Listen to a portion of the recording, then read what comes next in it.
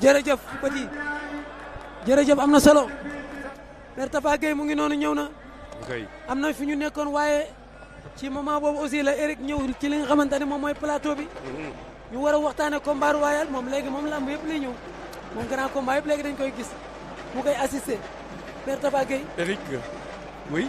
ma bàyyi la nga waxtaan ak Eric. Bah, il est là parmi nous Eric Favre hein. Eric Favre Nation. Eric Favre Nation.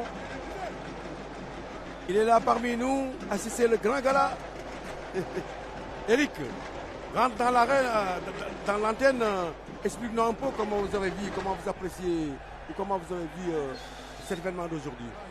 Écoutez, pour nous c'est vraiment un vrai plaisir parce que si tu te rappelles, il y a plus de 3 ans quand on avait fait le combat Tafatine Bombardier, je me rappelle à l'époque le président du CNG nous avait dit comment nous aider à exporter la lutte, comment arriver à vulgariser la lutte, et je pense que cet événement aujourd'hui est vraiment le résultat de toutes ces années de travail.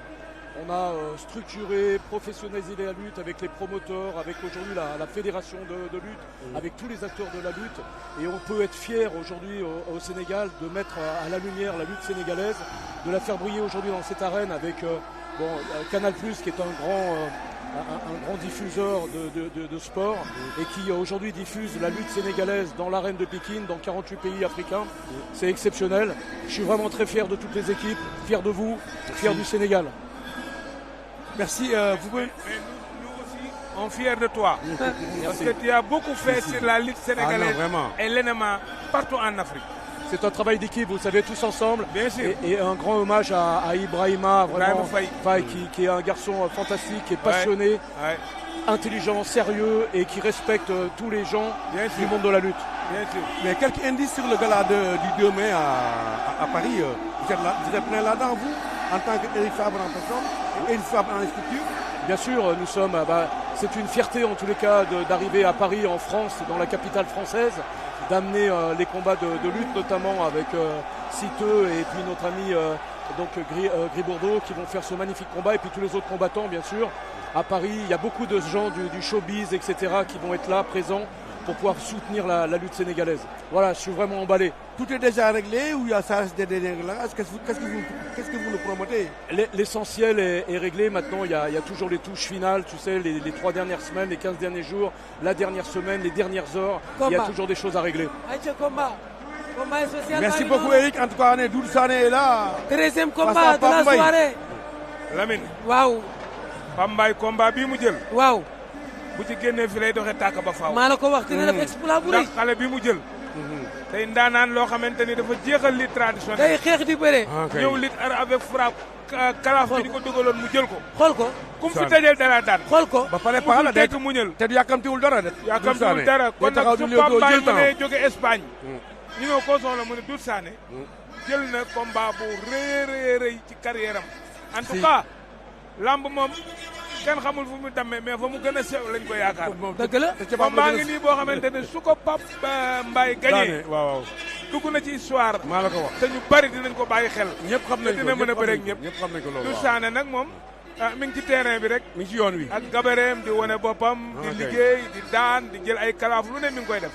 waaye daal combat la boo xamante ni lu ne ñu ngi ko ci xaar. ayca am na solo Père Pala Diop. Père Tapha Gueye ñaari mbër yaa ngi noonu jàkkaarloo. kay. ça sera difficile dina jafe trop ci Pape Mbaye parce que adversaire day taxaw di ko xaar. ngembam li nag nañ ko xoolaat soo dóoree mu fay. beneen yoon. lu nekk ci ngembal li doo am foo jàpp. ngembal kan la. non liñ bind ci ngembal li beneen yoon nañ ko na koy nëbbu wala mu bañ ngemboo li nag. non non jël na ko. li muy avantage bi plaqué ak am résistance. ak am résistance daanu. munoo am résistance ba Doudou Sané du la daan. moo ko ëpp doole. arbitre naa bañ. luy bañ la xamul arbitre naa bañ. luy lii. leet bañ ko bàyyi rek nañ xool lu mu wax. doole doxul jàmm. résisté na. lii avantage résisté. arbitre lan la wax. jeex na la wax ci biir la ko jël la dal ko ci biti. non jeex na la wax. jeex na. waaw lii jël la nay leer bokk. ci biir la ko daanee. ci biti la ko jël daan ma ngay laaj. waaw baax dem laaji ñaari juge yooyu moom ci leer naa ñi moom xam na maa jaaxal de man des fois. non demul VAR de. dégg nga moo baax mais dañu dem laaj ñaari ji ji. doo ko valider victoire. mais combat bi nag vraiment ñaari adversaire tolloowuñu. non non bokk xam nga wax naa la ko Lamine. nee naa la nee nañ olof nee na bëre leenu ñaambi la kenn xamul fu muy demee. waaye man la waaye fa mu gën a sewee. kay tamit dëgg fa lañ koy xalaat. parce que ñoom ñaar dañu am différence de taille am différence de poids am différence de palmarès am différence de âge lépp daf ci am. peut-être sax ci palmarès bi. waaw Pambaay am na un nombre de combats yu Doudou Sané amagul. voilà. loolu yëpp dafa nekk seen diggante. moo tax combat bi nekk combat boo xamante ni bi ko Pambaay laajee jaaxal na ñëpp. mais dafa am adversaire yoo xamante ni tant que jëloo leen père koo mënti jël daan ko tamit adversaire yooyu noonu même bu ñu bëriwul dañuy taxawaat seen kanam. ñu bàyyi la nga àgg ak Eric.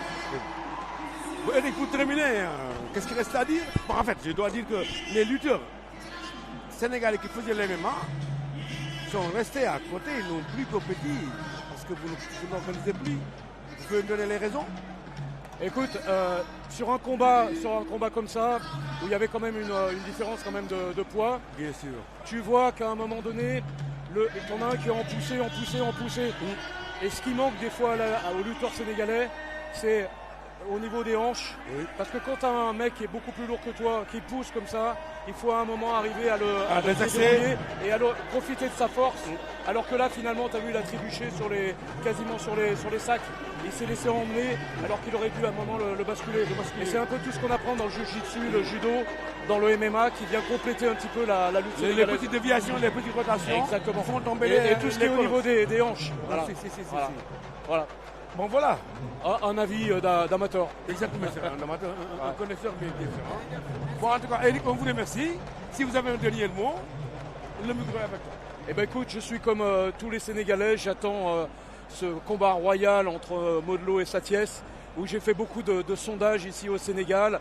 Et je dirais que c'est très très partagé entre Sathiès et puis Modou Lô. J'ai fait quelques paris avec des gens un petit peu de partout. On va voir quel va être le résultat à la fin. Mais quoi qu'il arrive, on a deux combattants qui sont en pleine gloire. Et on verra tout à l'heure dans peu de temps ce qui va en résulter. Mais en tout cas, merci à tout le public qui est là, nombreux, qui soutient nos lutteurs, qui soutient la lutte en général. Merci Eric. Et à très bientôt, Inch'Allah. Ndiga Dia nee na mu ngi seetaan moom ak ay xaritam. Ndiga Dia ca Angleterre. Ndiga Dia. Ndiga Dia. Ndiga Dia waaw. Ndiga Dia, le rappeur. ca Angleterre.